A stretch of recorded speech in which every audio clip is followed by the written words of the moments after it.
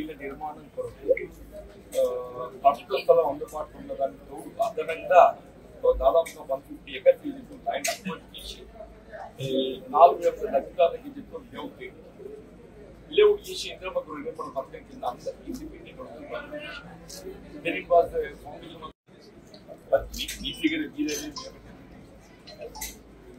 తర్వాత కాలం ఏదైతుందో because of changing the government ఇవన్నీ ఏదైతుందో వీటిని కంప్లీట్ అయిపోతుంది.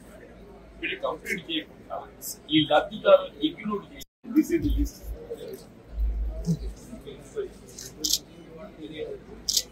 ఇస్తారు. అలాంటి అవేమో పేర్లు తయారు చేసాము, లిస్ట్ తయారు చేసాము. ఇవాళ అప్లికేషన్స్ ఇవ్వాలి, వాళ్ళకి అలాట్మెంట్ ప్రూఫ్ ప్లీజ్ వాళ్ళ ప్రిఫరెన్స్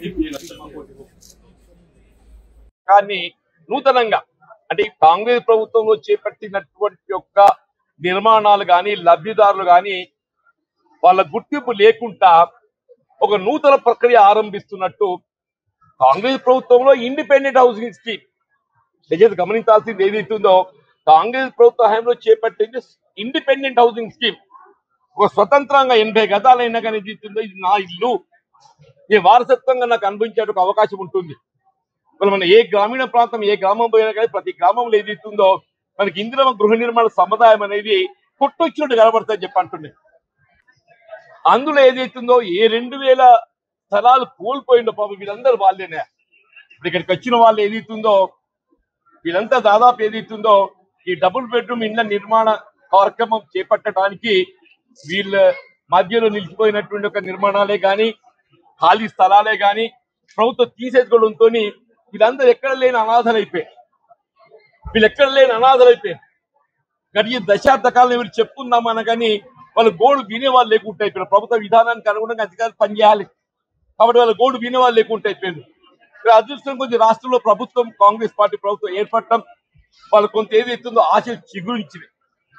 గతంలో మాకు అర్హతకు అనుగుణంగా ఏవైతే మా లబ్ధిదారులను గుర్తించి మా ప్లాట్ కేటాయింపు చేసిందో ఆనాడు మీరు డబుల్ బెడ్రూమ్ ఇళ్ల నిర్మాణ పథకం అనేటు ఒక భావనతో వీళ్ళ బలవంతాన్ని తీసేసుకున్నా కానీ ఇవాళ మాకేదైతే ఇప్పుడు ఖాళీ ఉన్న డబుల్ బెడ్రూమ్ ఇళ్లలో అయినా పర్వాలేదు మాకు మంజూరు ఇవ్వండి అని చెప్పని వీళ్ళందరూ విజ్ఞప్తికి వచ్చారు.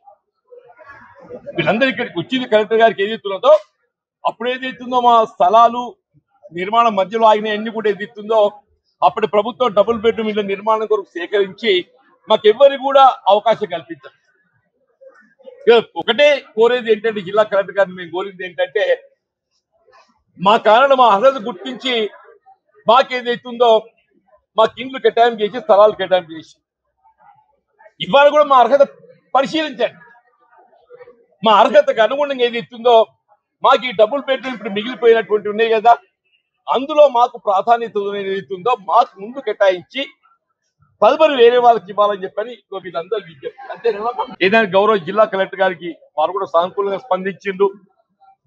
ఎందుకంటే ప్రాక్టికల్ గా సమస్య గమనిస్తున్నారు కాబట్టి తప్పకుండా ఈ నూకపల్లి అర్బన్ హౌసింగ్ కాలనీ సమస్యల పరిష్కారానికి ఇలా గతంలో స్థలాలు కోల్పోయిన వారికి మరి అర్హతకు అనుగుణంగా డబుల్ బెడ్రూమ్లు కేటాయింపే కానీ ఈ 1611కు సంబంధించి ప్రభుత్వాన్ని మరొక నివేదిక పంపించి ఆ 52 కోట్లు మంజూరు ప్రయత్నం చేయడమే కానీ ఈ పాఠశాల కానీ ఆసుపత్రి కానీ ప్రార్థనా స్థలాలకు కావాల్సినటువంటి స్థలాలు కేటాయింపు కానీ ప్రాధాన్యతతోని మరి చర్యలు తీసుకొని జరుగుతుందని చెప్పిన కూడా కలెక్టర్ గారు మీ ముందే వారు విషాదం ప్రకటించిండ్రు.